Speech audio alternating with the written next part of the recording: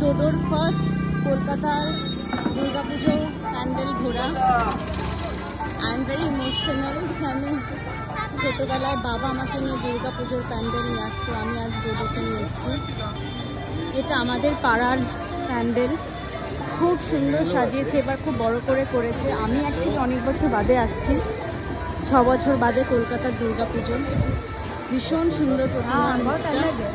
Photogenic actually. ডোডো is just so amazing everything. এটা আমরা সেকেন্ড প্যান্ডেল এসেছি, এটা আমাদের পাড়ারই।